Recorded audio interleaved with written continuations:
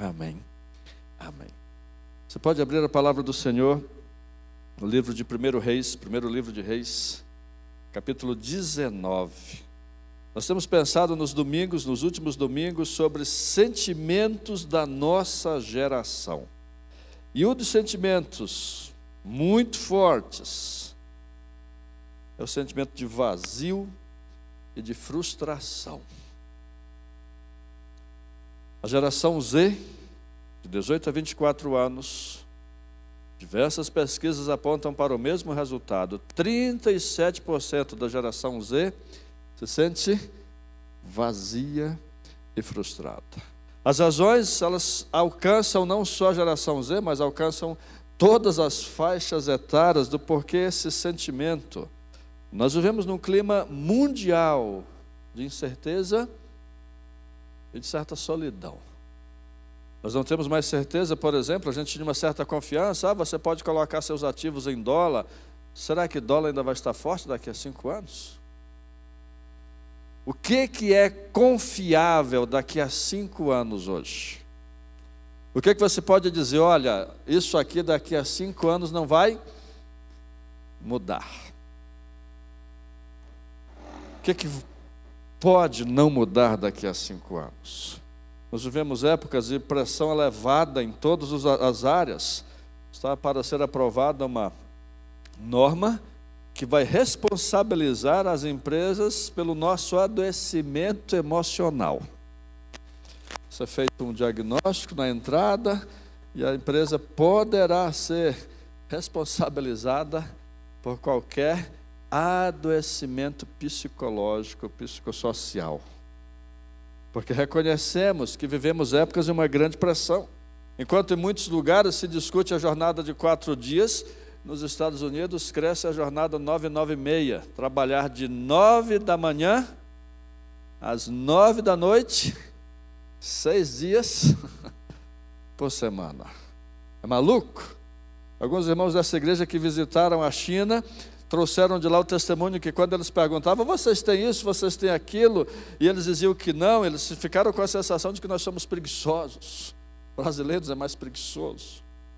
Independente desses exemplos que eu estou citando para puxar um pouco a sua reflexão, nós vivemos períodos elevados. Se eu perguntasse para levantar a mão, quem trabalha na profissão que se formou? Qual a garantia que se você vai se formar na sua profissão, você vai conseguir trabalhar nela? Quantas profissões estão virando motorista de 99? Lembra da piadinha com engenharia? Que é uma da vez, os memes, as trends, falam exatamente de engenharia, com todo carinho a todos os engenheiros aqui. Mas a piadinha de que o cidadão estava pegando o Uber, quando viu que ia para a faculdade, o motorista perguntou, você vai para a faculdade? O que é que você faz lá? Faço engenharia. Eu me formei lá também. O Uber, com todo carinho com essa profissão, mas é uma das piadas da vez, que mostra como algumas coisas estão se tornando muito difíceis. Todo processo seletivo que eu lidero na Junta de Missões Nacionais é doloroso, porque a gente vê pessoas com os mais diversos diplomas buscando uma vaga que há 15, 20 anos atrás seria de ensino médio. Isso leva a esse clima que a gente vive de certo vazio, de frustração, comparações. Rede social termina matando, porque na rede social tudo é belo, tudo é feliz, tudo é satisfatório. A própria solidão mesmo, por mais que a gente tenha um grande número de amigos, mas a sensação da nossa geração é uma sensação de solidão que gera vazio e frustração. Crises existenciais e assim por diante. E o personagem que vamos estudar, que passou por isso, chama Elias. A história começa bem antes do capítulo 19. Começa no capítulo 17, quando Elias faz uma profecia que durante 3 anos e 6 meses não choveria. O que Elias está discutindo, que Elias está sendo usado por Deus para levar toda a nação de Israel a uma compreensão de que a nação de Israel estava deixando de adorar ao Senhor, Jeová, Senhor, Javé, e muita dúvida sobre um ídolo. Se você vê a imagem do ídolo Baal, insignificante. E como ele era o Deus das colheitas, o Deus da prosperidade, o Deus da fertilidade, Deus diz: pois tá bom, 3 anos, 6 meses sem chover. Se ele é o Deus que resolve, que ele resolva. E por 3 anos e 6 meses não choveu.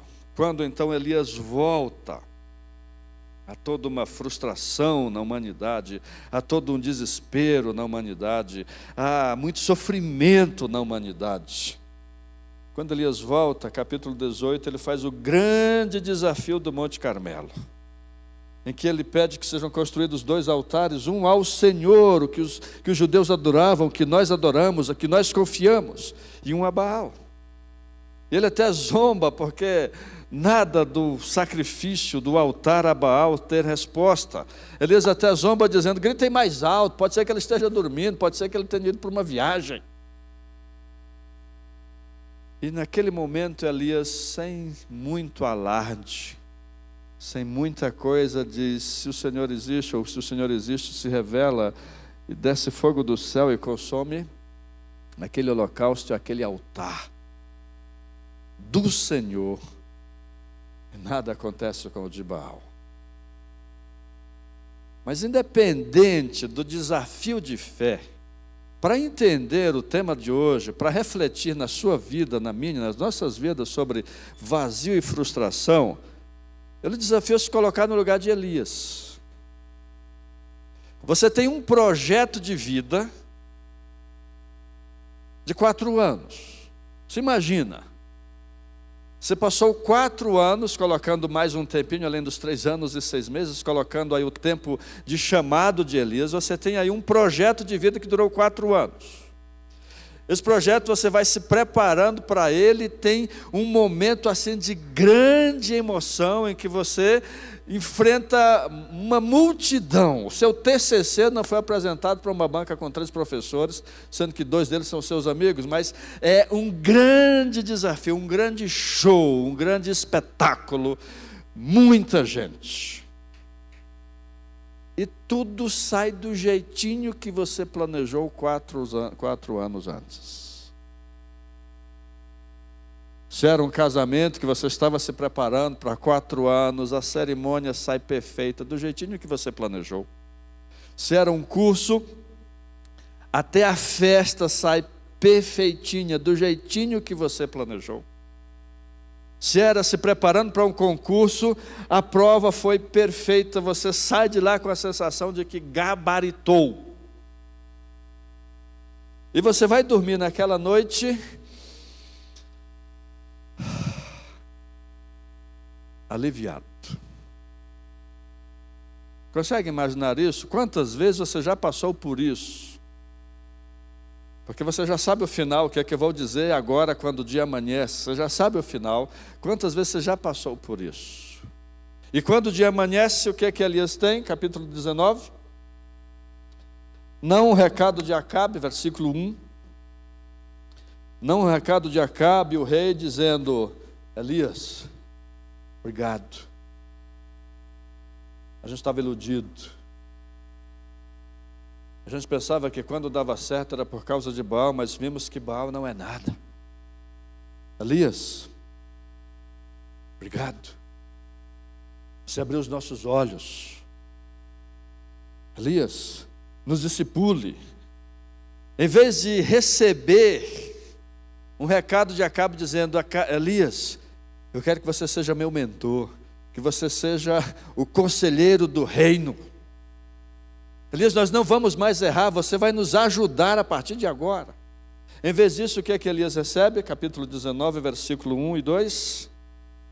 Ele, Acabe, fez saber a Jezabel tudo quanto Elias havia feito e como havia matado todos os profetas à espada. Então Jezabel, que era sua esposa, que era responsável por todos os males de Israel, mandou o mensageiro Elias a dizer-lhe: assim me façam os deuses, me castiguem, se amanhã a história não tiver feito com a sua vida o mesmo que fez com a vida de cada um deles. Em vez de uma boa notícia no dia seguinte, Elias recebe uma ameaça de morte. E todo o investimento, toda a carga emocional depositada ao longo de 4 anos, agora pesa, e Elias está vazio e frustrado. Já viu isso na sua vida, não é? Já passou por isso algumas vezes na sua vida, talvez não ao longo de 4 anos, mas no decorrer de 4 anos já passou por isso muitas vezes com o filho, com a família, com o emprego, com o casamento, com a própria formatura, com o curso. E a sensação de Elias é exatamente essa, de esgotamento, que ele toma uma atitude altamente desesperada. Versículo 3, 19:3. Quando ele viu isso, ele ficou com medo e levantou-se para salvar a vida. Que coisa irracional Elias está fazendo.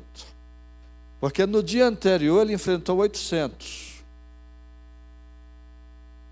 Agora ele não está enfrentando nenhum, ele está enfrentando um recado de algo que vai acontecer, e um recado até que logicamente não fazia sentido, porque se Acabe queria dar fim na vida de Elias, o próprio mensageiro seria um soldado que faria isto. Mas ele não percebe que a frustração, que o vazio o deixa irracional. Ele não percebe que está sendo levado por todo esse sentimento e não aproveita o momento. E não vive a mesma fé que ele havia demonstrado. É espetacular, porque isso se repete todos os dias nas nossas vidas. Quando nos frustramos, a gente termina sendo irracional. A gente termina maximizando uma coisa. Em liderança, eu tenho o hábito de sempre perguntar: quem disse? Quantas pessoas disseram?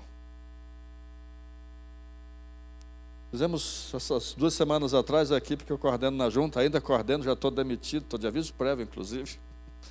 Mas a nossa equipe organizou a conferência da ABIBET, a conferência teológica da ABIBET, da Associação de Teologia do Brasil. E na avaliação, foi colocado lá que as pessoas tinham reclamado que havia uma oficina daquela conferência que não foi oferecida para todo mundo. E isso estava criando assim um clima pesado na avaliação, porque alguém estava questionando uma oficina que não era para todo mundo. E eu perguntei: qual foi a oficina? Há uma oficina só para professor. E quem está reclamando era professor? Não. Então tira da avaliação. Porque nós não podemos dar ouvido a tudo. Se a gente ouve tudo, se a gente se preocupa com tudo, a frustração só aumenta. Por isso eu repito, na função de líder eu sempre pergunto: quem disse? E quantos disseram? Elias não fez nada disso. Elias ouviu um recado, que na época ele poderia até duvidar se tinha sido de fato Jezabel, mas ele toma a atitude de medo. A frustração pode nos fazer julgar a realidade de forma equivocada e dar valor ao que em perfeito juízo não teria o mesmo valor. E o desespero de Elias é tão grande, versículo 3 ainda, que para escapar, ele corre. ele caminhou mais de um dia. Versículo 4. Mais de um dia para o deserto. E no fim, cansado, frustrado, vazio, senti vontade de morrer. Lógico, ele deu valor demais a uma situação.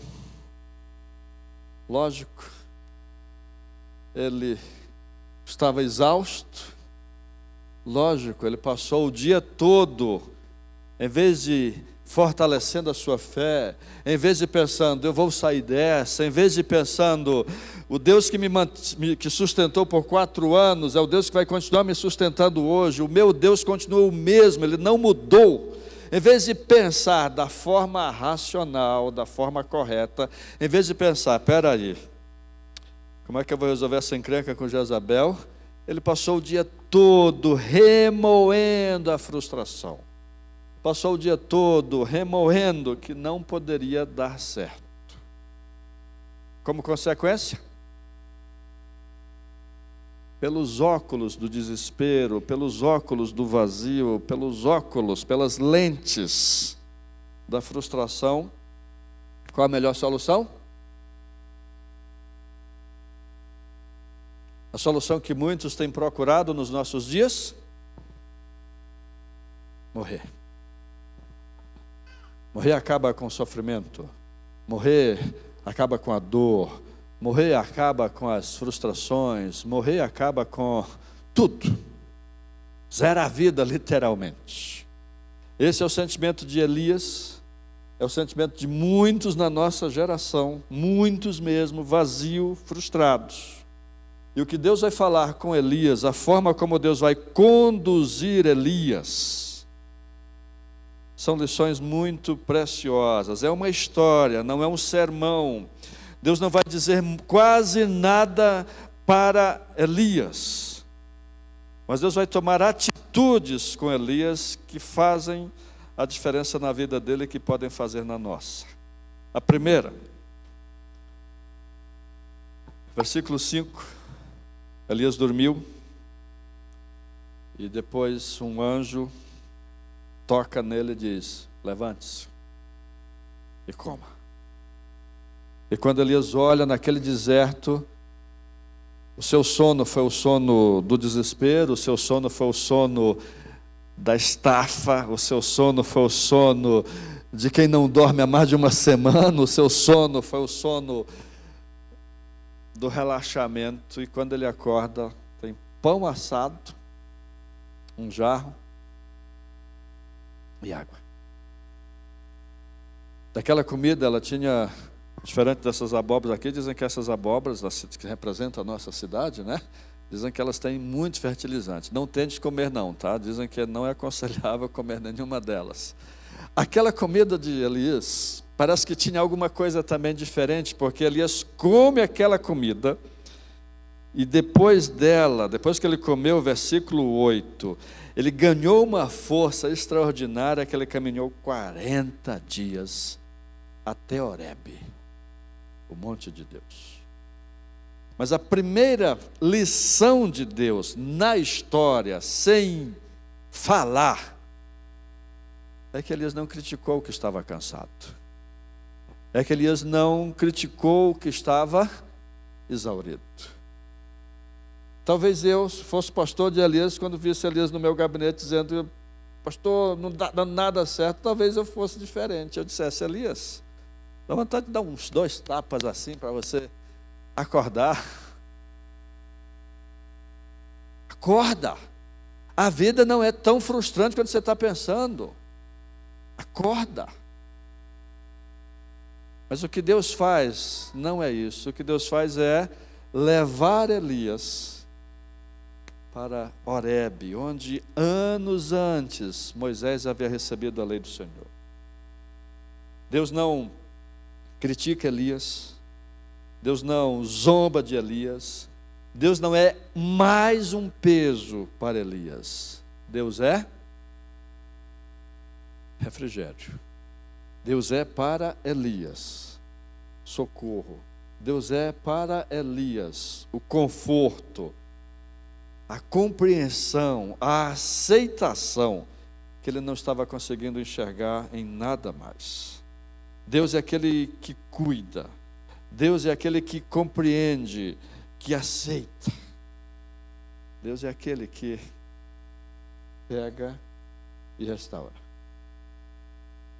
Uma das profecias mais extraordinárias sobre Jesus é de que ele seria enviado de Deus e não apagaria, está em Mateus capítulo 12, a cana quebrada ou a cana torcida que fumega.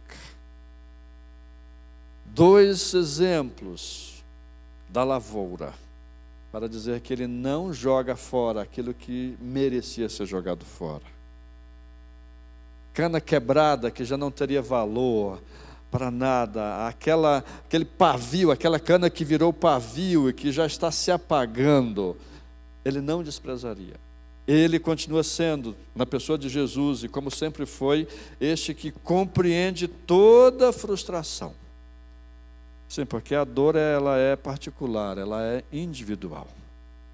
Um dos momentos que mais marcou a minha vida foi atender duas pessoas no mesmo dia, uma senhora e uma jovem.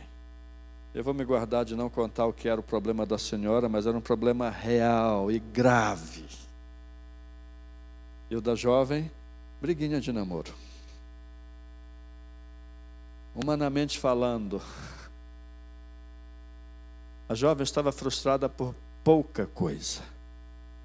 Aquela senhora que tinha muitas razões para estar frustrada, não estava. Pelo contrário, estava procurando ajuda para aquele momento. Mas a dor da jovem parecia muito maior do que a dor da senhora. Para ela, era muito mais forte. Como a dor é individual, Deus trata todos com compreensão. A sua história pode parecer tão boba, pode parecer igual a daquela jovem, pode ser briguinha de namoro. Mas o que você está sentindo de dor, Deus vê, Deus compreende. É a lição que ele faz ao cuidar de Elias, sem criticar.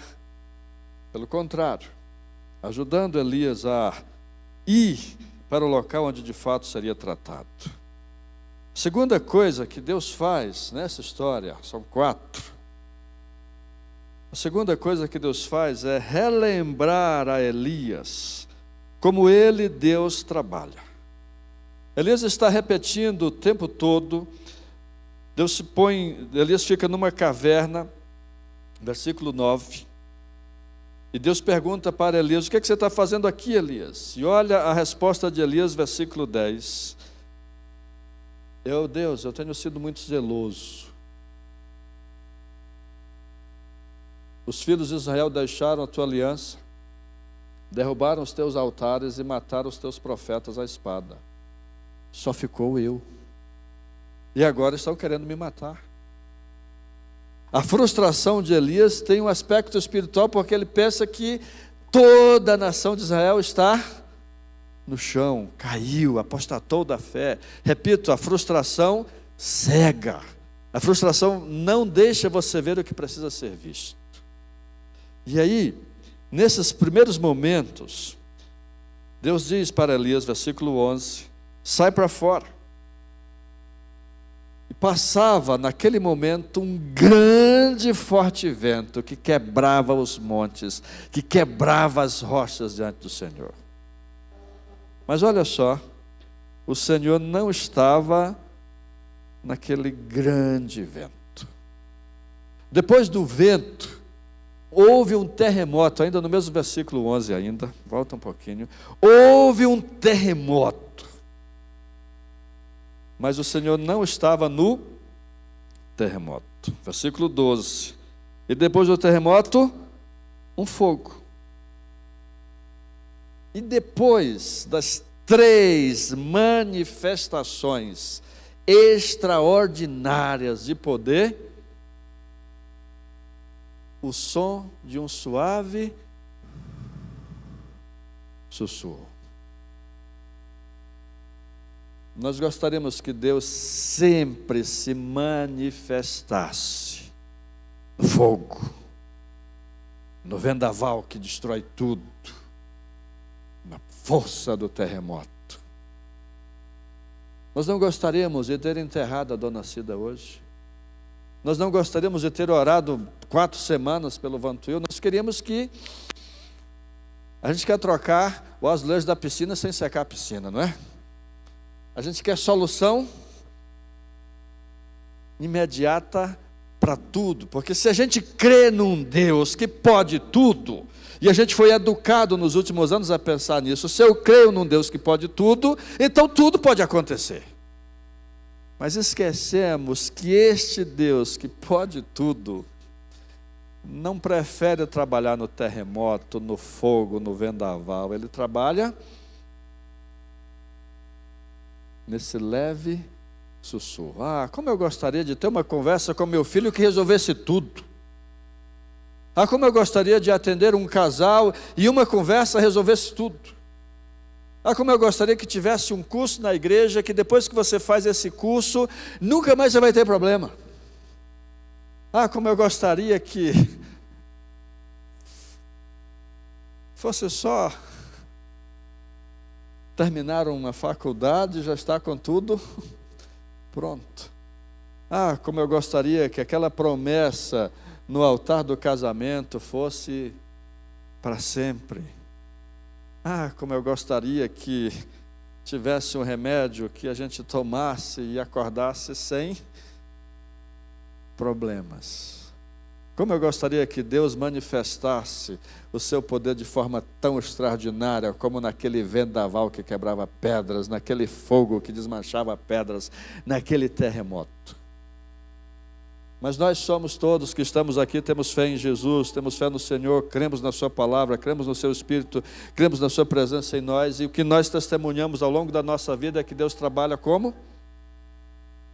Neste sussurro. Que Deus trabalha nas frustrações, que Deus trabalha no reconstruir, que Deus trabalha a cada dia. Que aquilo que a gente mais queria que fosse algo de uma única vez, não costuma ser a regra. Sim, milagres. Sim, há o extraordinário de Deus que acontece. Mas Deus costuma trabalhar como demonstrou para Elias. E a história de Elias é exatamente isso, porque Elias fez o que qualquer pastor gostaria, ele tem uma prova final. Ele faz um desafio, 400 profetas de Baal de um lado, só ele do outro lado, porque só ele ficou de profeta, só ele. Ninguém mais teve coragem de desafiar Jezabel. E os 400 profetas se cortam, dançam, pulam, e nada acontece, e ele com uma simples palavra, o povo vê fogo do céu cair e consumir aquele holocausto. Precisava de mais. A gente descobre na vida que poder não produz amor, que dinheiro não produz amor, que fidelidade não produz amor. A gente descobre na vida que a gente não pode fazer nada pelo outro, se o outro não quiser. A gente descobre que a fé é mais sobre perseverança do que sobre milagre. A fé é mais sobre perseverança do que sobre milagre. A gente descobre isso. E Elias está descobrindo. Mas a segunda lição, a terceira coisa que Deus ensina, terceira lição, é que Ele está agindo.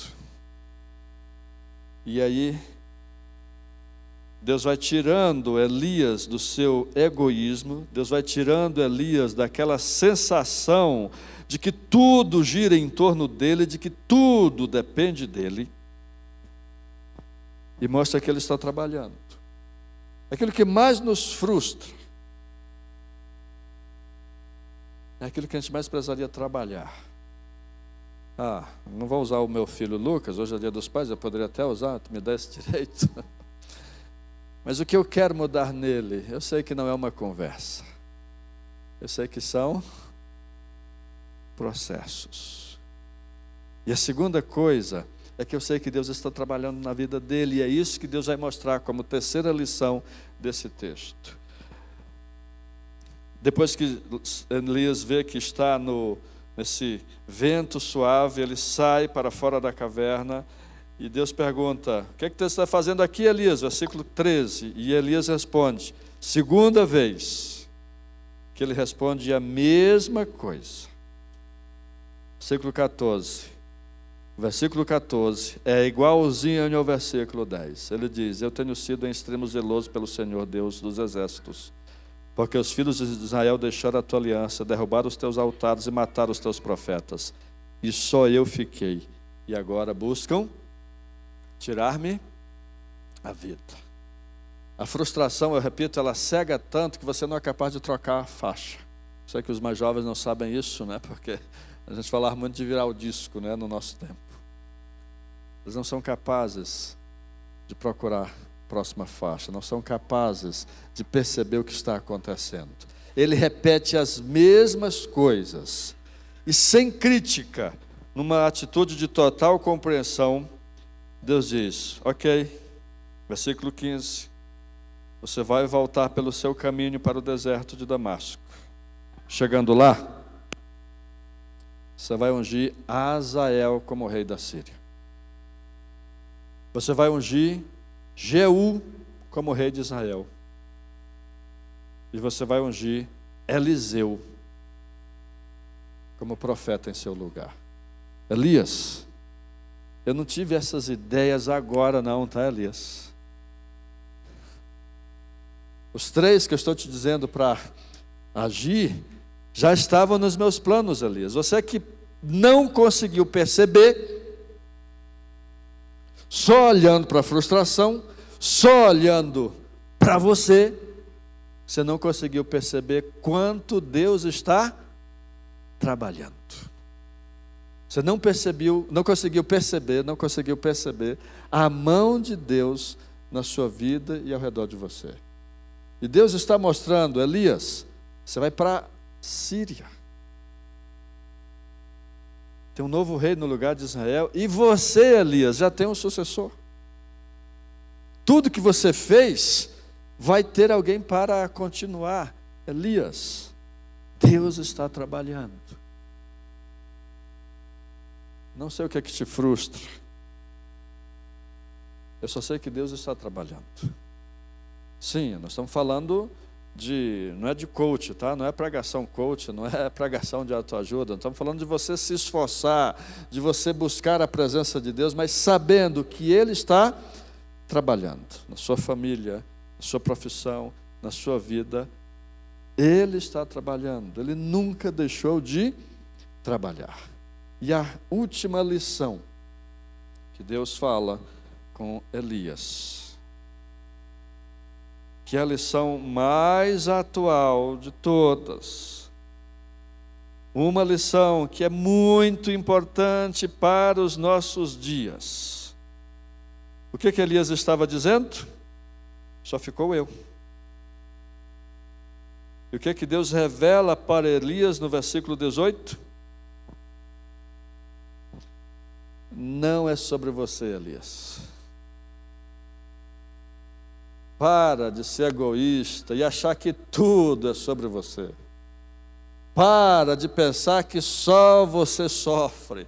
Para de pensar que você é a última bolacha do pacote. Para de pensar que tudo depende de você. Para de querer que as coisas sejam do seu jeito. Sabe por que a gente é a geração que se frustra muito? Porque nós somos a geração que quer muito. Eu não estou falando de não sonhar, de não ter ideais, de não querer coisas grandes. Mas estou falando de que nós somos, sim, das últimas gerações, a mais egoísta de todas. E Elias está dizendo, e Deus está dizendo para Elias: não é sobre você. Você está toda hora dizendo que só escapou você. Eu vou te falar de 7.000 fiéis em Israel. Para quem pensava que era o único, tem agora 7.000. Nós conseguimos mudar a forma de pensar pela insistência dos manifestos humanistas. Estamos sob a égide do terceiro manifesto humanista. Nós conseguimos mudar para achar que tudo é sobre nós. Isso tem mudado o mundo todo. A norma 1, a N1, é um exemplo disso. As crises mundiais que nós estamos vivendo é exemplo disso. As possibilidades e leis que estamos vivendo, leis que a gente não imaginava que poderiam ser aprovadas há algum tempo atrás. A Austrália está aprovando uma lei, a Espanha está perto disso, de que obriga os donos de pet a ficar 3 horas por dia com o seu pet. Eu sou pai de pet, vocês sabem. Eu gosto de pet. A Tina, para onde eu puder levar a Tina, eu levo a Tina. Mas nós somos uma geração que vai criando problema para a gente mesmo. Agora, se uma lei dessas é aprovada, as circunstâncias, eu conheço tanta gente que não vai na igreja porque tem que cuidar do pet. E eu repito, eu sou pai de pet. Crio um cachorro. Mas eu estou usando isso como exemplo de que nós somos uma geração que foi criando problemas para si mesma, criando um jeito de pensar que é tão egoísta que nada pode dar errado. Se alguma coisa dá errado, o que é que a gente faz? Pastor, mas o senhor começou falando de problemas reais, como a pessoa se formar numa coisa e não conseguir emprego nela. O senhor começou falando de problemas reais, sim. Mas problemas que são encarados. E se eu perguntar a quem não está trabalhando na sua profissão, também posso perguntar a quem está sem sustento, desempregado, e as mãos vão diminuir. Porque mesmo que não seja no exercício daquela profissão, você tem o que necessita para a sua vida, porque Deus tem trabalhado. Entende? Deus está dizendo para Elias e para mim e para você: não, Elias, não Marcos, não João, não Pedro, não José, não é sobre você. A frustração vem porque você coloca muita coisa sobre você. A frustração vem porque você centraliza muito em você. Nossos pais encaravam a morte, nossos pais encaravam a dor, nossos pais encaravam o sofrimento de uma forma diferente. E nós, apesar de termos muito mais conforto, muito mais soluções, somos uma geração mais frustrada e uma geração mais triste, porque somos a geração mais egoísta. Não, não é sobre nós, não é sobre você. E mesmo quando é, nós precisamos encarar isso da forma racional, forma que Elias não encarou. E lidar bem com a rejeição, lidar bem com tudo que está trazendo dor. Eu e Karen completamos este ano 35 anos de casados. 30 anos. 30 anos. E nós sempre tivemos um acordo. Não temos ciúme um do outro em nada. Porque no dia que não quiser ficar com Karen, nada que ela possa fazer vai mudar. No dia que ela não quiser ficar comigo, nós não temos controle. O que temos que fazer é aproveitar. Mas a ideia de controle que Elias tinha, que nós temos, é tão forte que frustra. E quando frustra, traz esse desejo de morte. Não, não é sobre nós. Não, não é sobre você.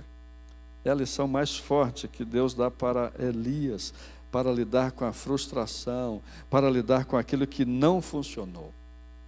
E que aquilo que sai das briguinhas de namoro, fazendo a comparação com o episódio que mencionei, que é caso real, que é caso concreto, como um marido que não toma conta da casa, como uma profissão que você fez e que não está trazendo emprego, como a lavoura que não deu a quantidade de sacas que você esperava, como a umidade do milho. Eu não sabia que tinha umidade de milho, descobri agora nesse ano. Uma umidade do milho que não baixa, que talvez vá desvalorizar a sua produção. Para isto, trabalho sempre vai ser a solução. Se não deu certo este ano, nós vamos continuar. Se não este é o emprego que eu quero, eu vou continuar batalhando. Eu vou continuar buscando.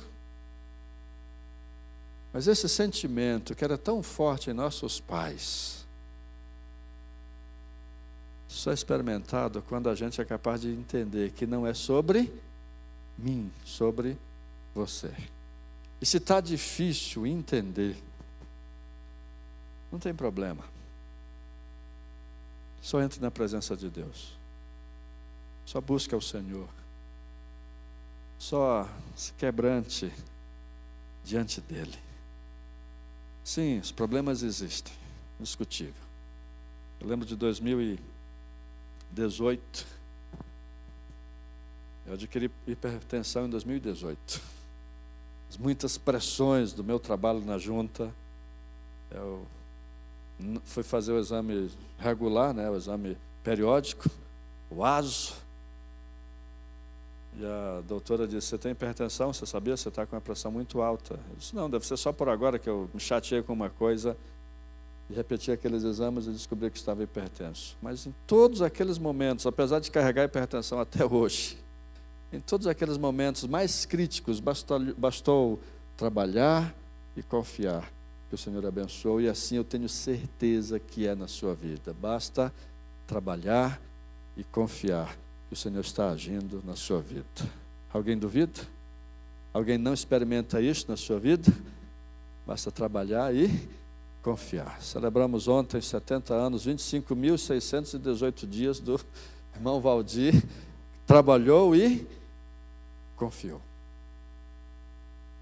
Podemos lidar com a frustração se não olharmos somente para nós, se não olharmos somente para nosso umbigo e entender que Deus está agindo, que Ele continua fazendo. Amém?